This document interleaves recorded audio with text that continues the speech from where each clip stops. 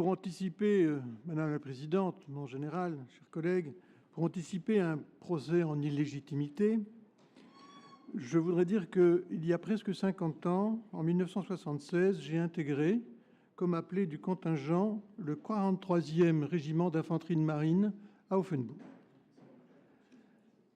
Mais je ne le dis pas pour faire un concours d'ancienneté avec le vice-président, par exemple, mais pour dire que, beaucoup plus gravement, dans les exercices qui étaient conduits, j'ai participé à l'envoi de missiles sur l'Union soviétique, virtuellement bien entendu. Malgré tout, ce retour de l'histoire fait que, très clairement, ce rapport qui nous est présenté, dont on pourrait penser que, dans une lecture superficielle, il ne nécessite pas de débat, il mérite que, justement, on s'arrête sur quelque chose de particulièrement grave. Un consensus national semble en effet s'être installé, globalement lié à la situation provoquée par l'agression russe sur le territoire ukrainien en février 2022.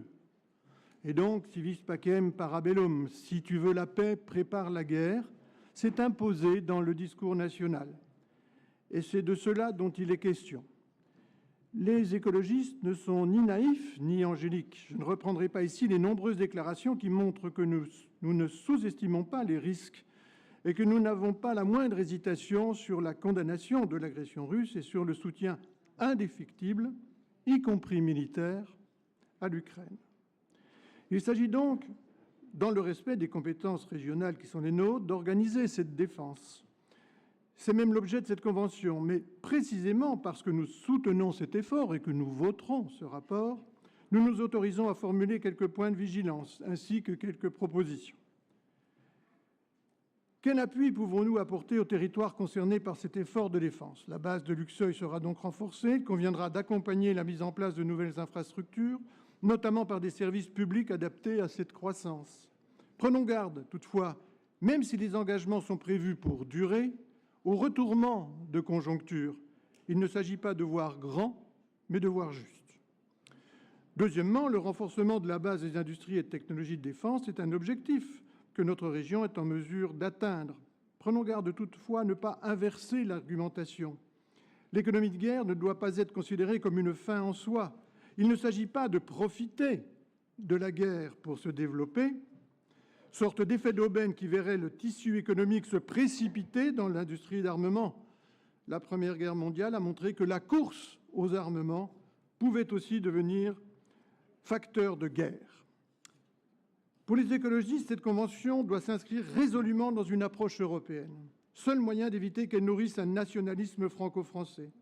Cette perspective doit intégrer une vision renouvelée des alliances, le questionnement sur l'OTAN et donc de la dépendance directe vis-à-vis des États-Unis n'est pas tabou.